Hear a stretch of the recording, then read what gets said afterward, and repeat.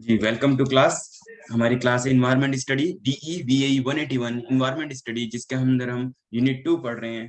हमने पहला चैप्टर पढ़ा था आर्म इन्वायरमेंट, सेकंड चैप्टर है हमारा बायोसिस्टम। तो इकोसिस्टम जो है हमारा, वो हम सेकंड चैप्टर पढ़ रहे हैं। उसमें हम कंपोनेंट ऑफ इकोसिस्टम, ये हम इसको आज समझेंगे। ठीक है जी, पूजा जी रीड कीजिए यहाँ से। Each biome and aquatic zone can be divided into a smaller unit called ecosystem. An ecosystem is thus a subdivision of biome and can also be called an ecological system. Recall the definition of an ecosystem from subsection 2.2.1. Any complete definition of an ecosystem includes the biotic as well as the abiotic components and the interaction between the two. For example, the desert biome of Rajasthan contains the Thar desert ecosystem, which is characterized by arid condition, sandy terrain, and succulent plants. Animals found there are lizard and snake. Similarly, a pond is also an ecosystem of the freshwater aquatic zone and would be characterized by a lentic standing freshwater body and containing aquatic organisms and plants.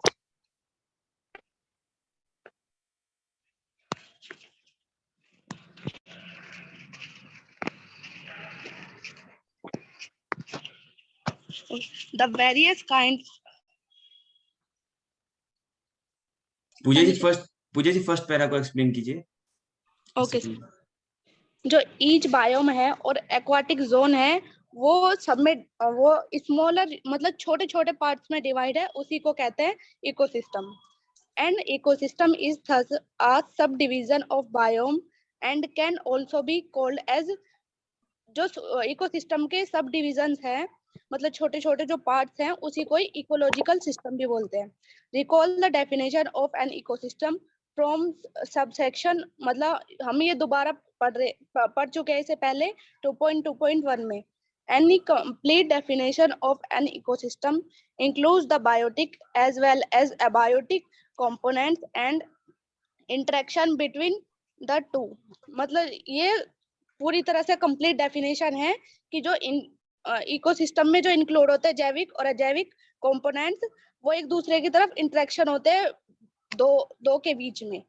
From example, the desert biome of Rajasthan contain the Thar desert ecosystem which is characterized by the arid condition, sandy terrain and succulent। Sir ये वाली line नहीं समझ में आई जी। वहां पे जो इन्होंने example दिया है कि अलग अलग, जैसे इकोसिस्टम के बारे में आपने पढ़ा ना, तो सैंडी टेरेन जो है, जिस तरह के थार डेजर्ट होता है, थार डेजर्ट देखा है आपने नो सर। राजस्थान के अंदर। No sir.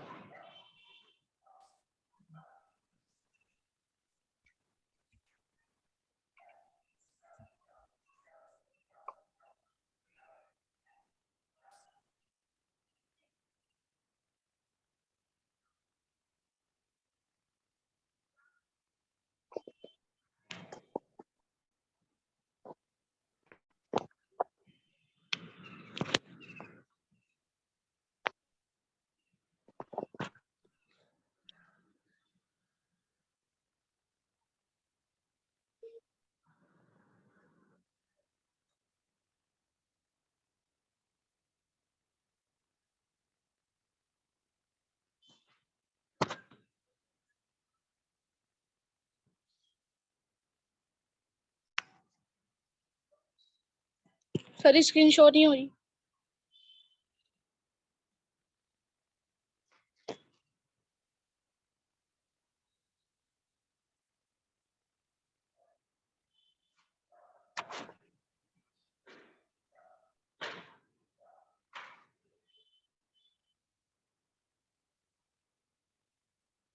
जी पूजा जी, अभी पूजा जी ने यस जैसे फर्स्ट पैराग्राफ रीड किया था इकोसिस्टम के बारे में, तो इकोसिस्टम में जैसे एग्जांपल उन्होंने पढ़ा था कि थार डेजर्ट के बारे में। अब यहाँ के बारे में कुछ फीचर्स हैं कि वहाँ पे एरिड क्लाइमेट होता है ना। और जो प्लांट्स कैसे होते हैं, बहुत थोड़े जैसे जूसी जैसे प्लांट्स होते हैं, एलोवेरा या फिर इस तरह के प्लांट्स होते हैं, तो ये कुछ ना कुछ चीजें नजदीक अडेप्ट आता कर है। लेते हैं अपने आप ही।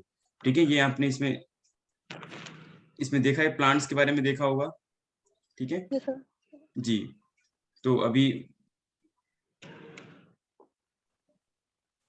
जी, तो अभी इन्होंने राजस्थान के थार डेजर्ट के बारे में कहा है, कंपोनेंट ऑफ इकोसिस्टम के बारे में बताया कि वहां पे क्या होता है, आपका एरिड कंडीशंस होती है, कंडीशंस एयर की कंडीशन एरिड होती है, बिल्कुल शुष्क जिसको हम बोलते हैं। सैंडी टेरेंस, वहां पे जो पूरा वातावरण सैंडी, जो हवा, रेतीली हवा, तूफान भी आते हैं इस तरह से। जो प्लांट्स होते हैं वो कैसे होते हैं, सक्यूलेंट प्लांट जिसको हम बोलते हैं, कि जो एलोवेरा, कैक्टस, ये दोनों किस में आते हैं, सक्यूलेंट प्लांट में आते हैं। कैक्टस, एलोवेरा देखा है आपने, यस सर। इस तरह की चीजें पाई जाती है वहाँ पे। ठीक है, तो ये आपने कंपोनेंट पढ़ा कि जिस तरीके से होंगे, for example desert biomes of Rajasthan, तो राजस्थान के अंदर जो बायोम है वो कैसा होगा, डेजर्ट इकोसिस्टम होगा, उस तरीके से होगा। Animals found, there are lizards and snakes, तो यहाँ पे जो एनिमल्स पाए जाते हैं, लिजर्ड और स्नेक्स पाए जाते हैं। Upon in also ecosystem fresh water aquatic zone, ये जो है इसमें था। ठीक है,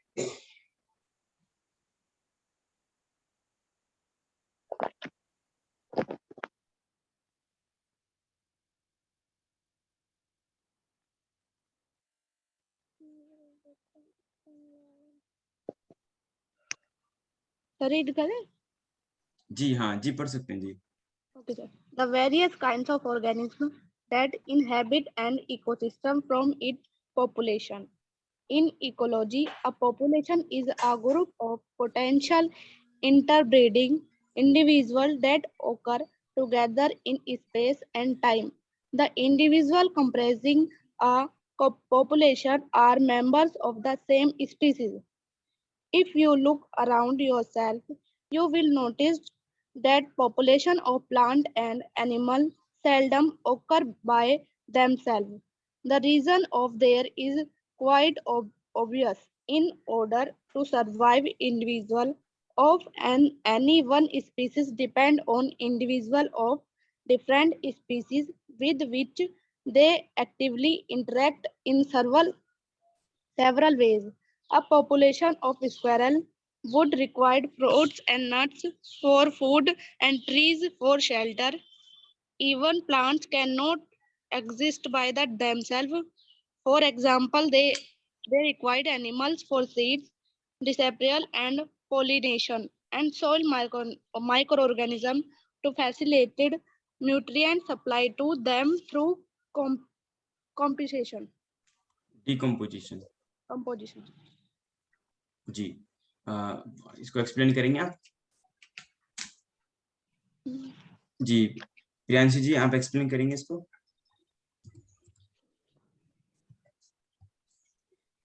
जी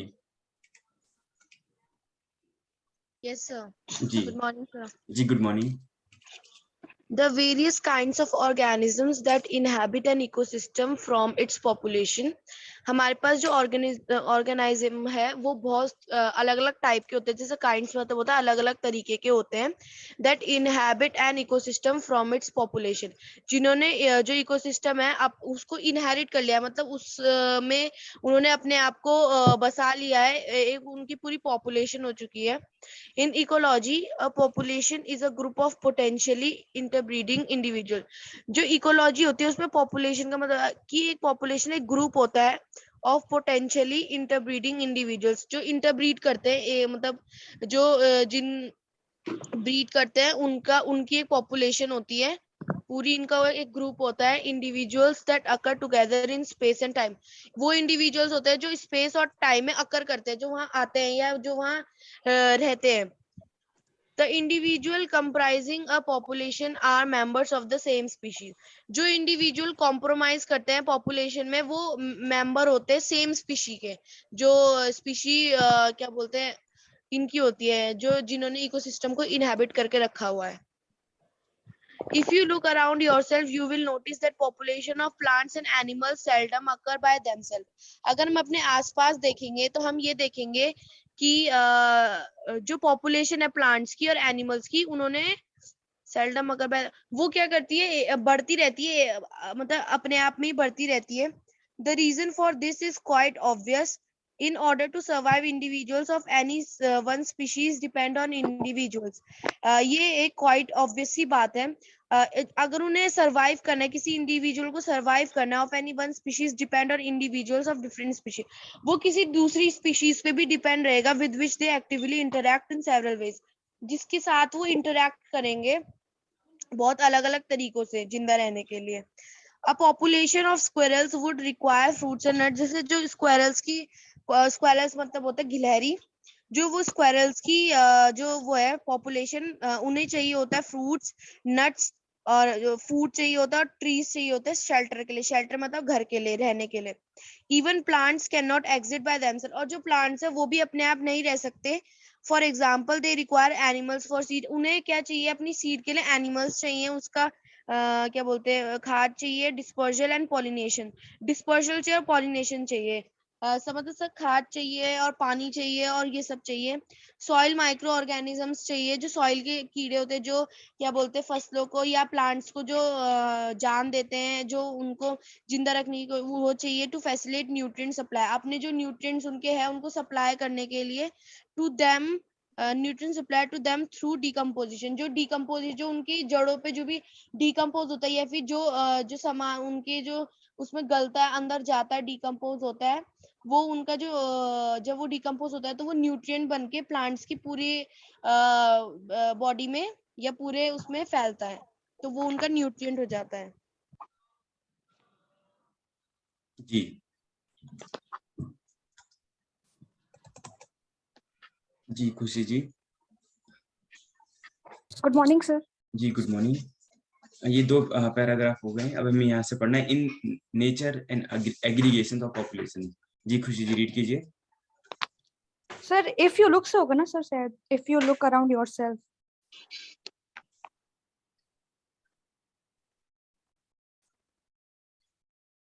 ये ओके ओके यहाँ से ना. Yes sir. जी. नो सर, ये हो गया था. हो गया था सर ये डिकम्पोजिशन तक. यस सर, हो गया. Sorry sir. In nature, an aggregation of populations of different species, plant and or animals in an area living together with mutual tolerance and beneficial interactions among themselves and with their environment form a biotic community. Communities in most instances are named after the dominant plant form species. A grassland, for example, is dominated by grasses. So it may contain herbs, shrubs, and trees, along with associated animals of different species. Communities may be large or small. जी इसको explain करेंगे. Yes, sir. जी. In nature में an aggregation of population of different species in an area living together with mutual tolerance. जो different species की जो population है बहुत सारी, जैसे एनिमल्स और प्लांट्स जो भी जिनकी डिफरेंट स्पीशीज है, वो एक साथ रहते हैं एक दूसरे को टॉलरेट करते हुए, और उनके बीच जो बेनिफिशियल मतलब उनके बीच जो लाभदायक इंटरेक्शन होता है और among themselves and with their environment, और environment के साथ, और वो सब मिलके एक बायोटिक कम्युनिटी बनाते हैं. Communities in most instances are named after the dominant plant form species. Communities के जो नाम है, जो भी जैसे जो प्लांट जो डोमिनेट कर रहा रहता है, उनके जो प्लांट डोमिनेट कर रहा रहता है उनके नाम पे ही स्पीशीज का नाम रख देते हैं. जैसे a grassland for example is dominated by grasses. जैसे ग्रासलैंड जो जिसमें ग्रास डोमिनेट करता है, मतलब ग्रास ही रहते हैं, इसीलिए उसका नाम ग्रासलैंड रख देते हैं. वैसे ही हर्ब, श्रब्स और ट्रीज और उनके साथ जितने भी एनिमल्स होते हैं डिफरेंट स्पीशीज के. कम्युनिटीज छोटी और बड़ी दोनों हो सकती है. Okay sir. जी थैंक यू खुशी जी. अभी जैसे हर्ब ये आपने पढ़ा था 7th 8th की क्लास में, पता नहीं हर्ब्स क्या होते हैं, श्रब क्या होते हैं, ट्रीज क्या होती हैं, याद है ये? Yes sir. जी इस हाइट के अकॉर्डिंगली होता है सर हाइट के अकॉर्डिंग से सबसे छोटा हर्ब्स होते हैं, उसके बाद जी, अगर श्रब्स आते हैं, फिर ट्रीज आते हैं. उसका ट्रीज आते हैं. ठीक है. यस ये सर. छोटे छोटे ऐसे ऐसे ऐसे ऐसे होते हैं, हर्ब्स हो जाते हैं, है ना. श्रब्स में थोड़े से और बड़े होंगे या कुछ इस तरीके से होंगे. ट्रीज में क्या होंगे? और ट्रीज सर और लंबे लंबे होते हैं. ये बड़े हो गए ट्रीज। ठीक है, इस तरीके से आप हर्ब, श्रब्स और ट्रीज को क्लासिफाई कर सकते हो।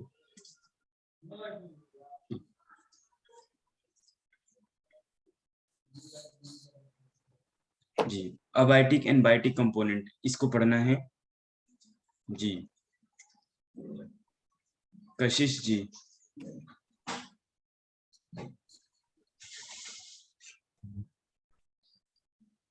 जी Good morning. Yes, good morning. Abiotic component. You will recall you having read earlier that the physical or abiotic component are the inorganic and non-living parts of the ecosystem. Each of these abiotic factors may be studied individually. However, each of these factors is influenced by and in turn influence all the other factors. Biotic component. The biological or biotic component of an ecosystem interact in an abiotic background. Figure 2.4 and include producer and autotroph. थोड़ा नीचे chlorophyll bearing green plants, green and purple bacteria and blue green algae are the main biological or biotic members in nature which manufacture their own food from simple organic substances by the process of photosynthesis. In this process, the chlorophyll bearing organism in the presence of sunlight take up atmospheric carbon dioxide through their leaves and combine with water to produce organic substance of food. Chemosynthetic bacteria also synthesize their own food, but instead of the sun energy, they use simple chemical release from the interior of the earth to prepare food by the process of chemosynthesis. Organisms that are able to manufacture their food are called autotrophs or producers.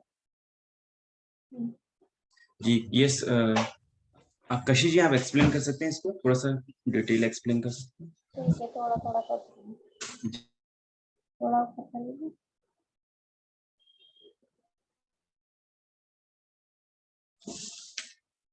जी ऊपर करना है ना sir, जी ऊपर से थोड़ा करें।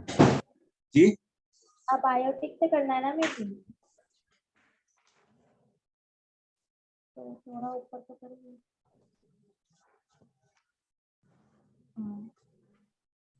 You will recall, जैसा कि आपने पढ़ा होगा, you have read earlier that the physical or abiotic component, the inorganic and non-living part of it.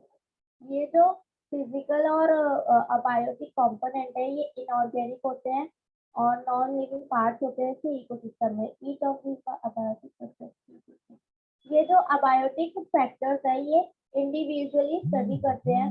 However each of this factors ये जो सारे फैक्टर्स हैं ये इन्फ्लुएंस करते हैं अदर फैक्टर्स पे। और बायोटिक कंपोनेंट, द बायोलॉजिकल जो बायोटिक कंपोनेंट है और बायोलॉजिकल है, ये दोनों इंटरेक्ट करते हैं अबायोटिक बैकग्राउंड में। प्रोड्यूसर और ऑटोट्रॉफ, थोड़ा नीचे कर दो। Chlorophyll bearing green plant,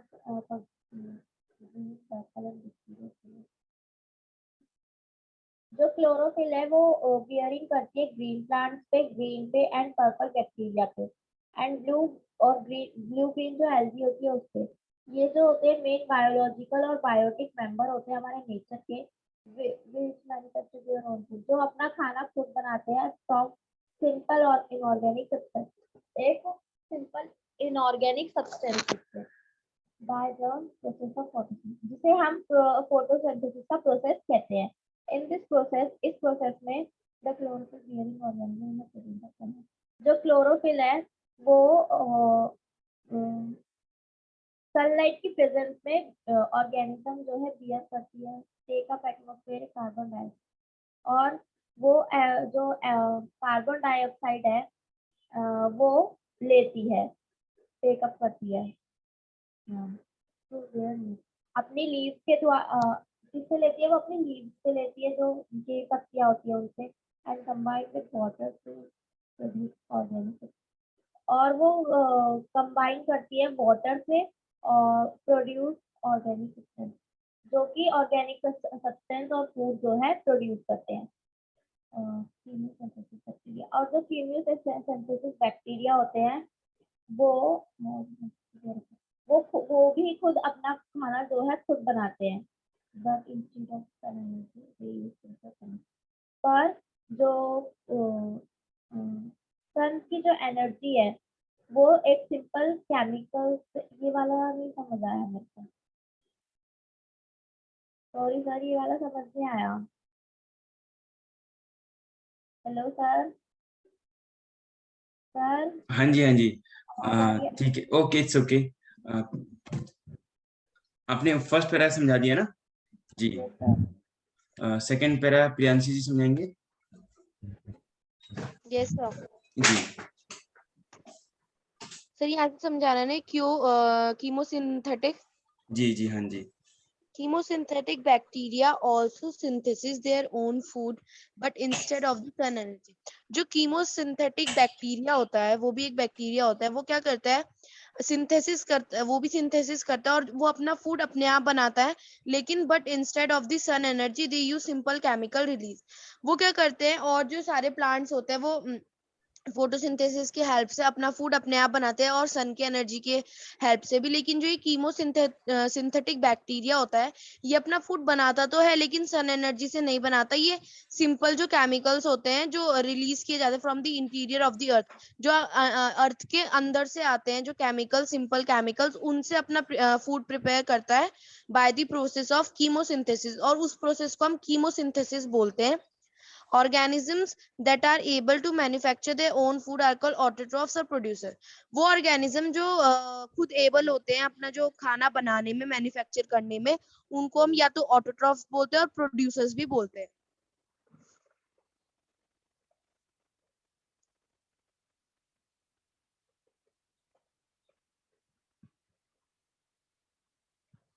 sir ये रीड हो चुका है?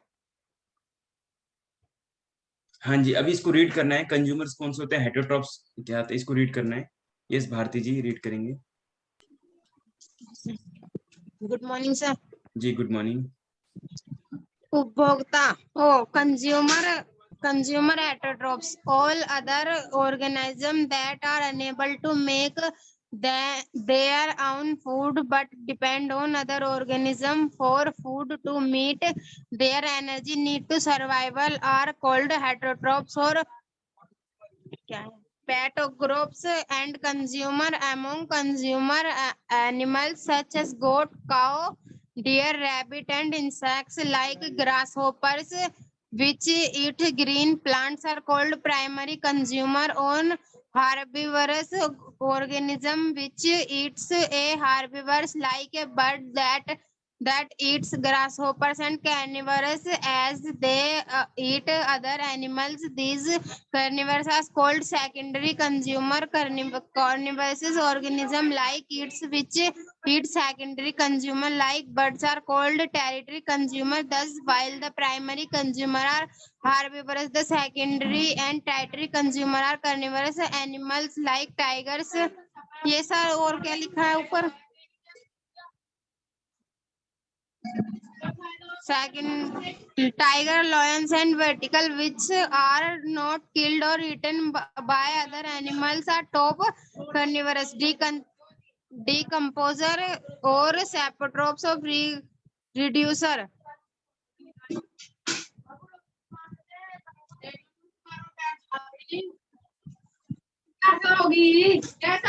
जी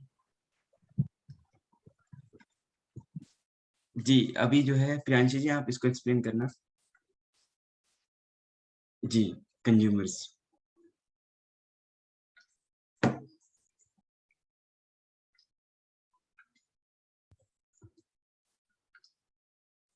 Yes, sir. Consumers or heterotrophs.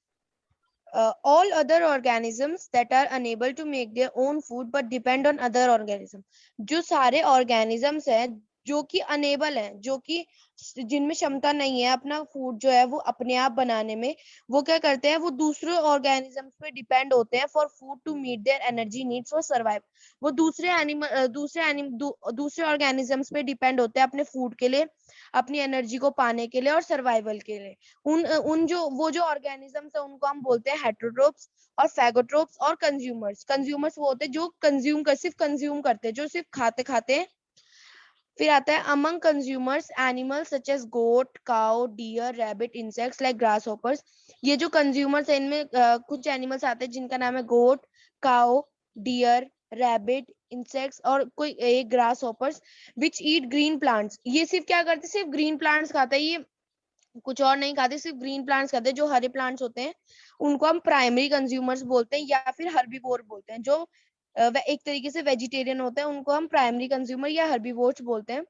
organisms which eat a herbivore like a bird that eats grasshopper or are carnivores. organism जो herbivores को खाते हैं, जैसे जो बर्ड है वो ग्रास ऑफर को खाती है तो उनको हम कार्निवोरस बोलते हैं.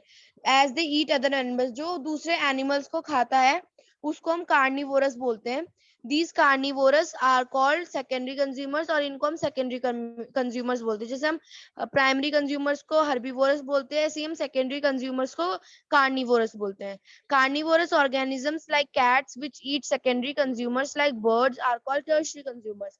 अब जो कार्निवोरस के जो ऑर्गेनिज्म है जैसे कैट है, वो किसी सेकेंडरी कंज्यूमर को खा रही है, जैसे बर्ड को खा रही है, तो वो टर्शियरी कंज्यूमर आ जाएंगे. Thus, while the primary consumers are herbivores, the secondary and tertiary consumers are carnivorous. ऐसे हम कहते हैं कि जो primary consumers है वो तो herbivorous होते हैं, लेकिन जो secondary और टर्शरी कंज्यूमर्स हैं दोनों, वो उनको हम कार्निवोरस बोलते हैं क्योंकि वो दूसरे प्लांट्स को खाते हैं, इसलिए हम उन्हें कार्निवोरस बोलते हैं. एनिमल्स लाइक से स्क्रॉल कर दीजिए.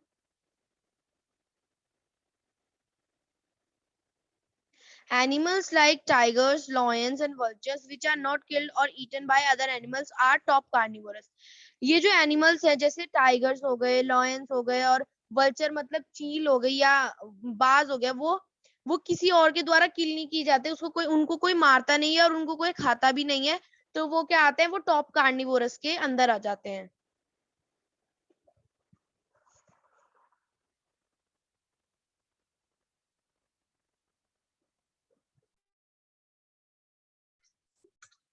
जी यहाँ से रीड करेंगे. जी खुशी जी आप रीड करोगे? Yes sir.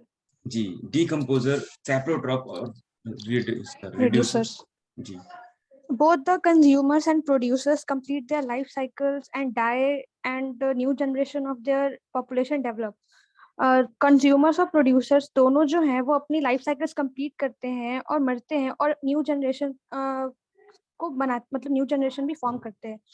You must be wondering what happened to the dead organism. आपको आश्चर्य हो रहा होगा कि आखिर डेड ऑर्गेनिज्म के साथ क्या होता है. In the ecosystem there is a continuous breaking up or decomposition of organic matter of the dead organism, and there is a continuous cycling of materials. ecosystem में एक हमेशा ही जो डेड ऑर्गेनिज्म है उनका डिकम्पोजिशन यानी कि उनके ऑर्गेनिक मैटर का जो डिकम्पोजिशन है वो हमेशा होते रहता है, जिससे जो मटेरियल्स की जो साइक्लिंग है वो भी होते रहती है, वो भी कॉन्टिन्यूस रहती है. Certain bacteria, which are microorganisms, and some fungi are responsible for the decomposition and recycling of material. जो कुछ बैक्टीरिया है जो माइक्रो ऑर्गेनिज्म है और कुछ फंजाई जो डिकम्पोजिशन के लिए रिस्पॉन्सिबल होते हैं और मटेरियल्स के रिसाइकलिंग के लिए. The organisms are called decomposers और सैप्रोट्रॉप्स और रिड्यूसर्स. जो माइक्रो ऑर्गेनिज्म डिकम्पोजिशन और रिसाइकलिंग ऑफ मटेरियल के लिए रिस्पॉन्सिबल होते हैं उन्हें हम डिकम्पोजर्स, सैप्रोट्रॉप्स या रिड्यूसर बोलते हैं. Most of the saprotrophs are microscopic and all are heterotrophic in the nature. The role of decomposers is very essential and important. बहुत सारे सैप्रोट्रॉप जो होते हैं वो माइक्रोस्कोपिक जिन्हें सिर्फ हम माइक्रोस्कोप से देख सकते हैं, और हेटेरोट्रॉपिक इन नेचर, वो दूसरों पे डिपेंड होते हैं अपने खाने के लिए और उनका जो रोल है वो बहुत जरूरी है.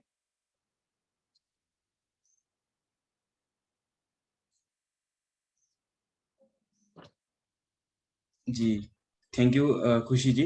अभी हम क्लास यहाँ पे स्टॉप करते हैं, कल फिर हम इसको नेक्स्ट कल हम स्टार्ट करेंगे इस क्लास को। Thank you for joining this class.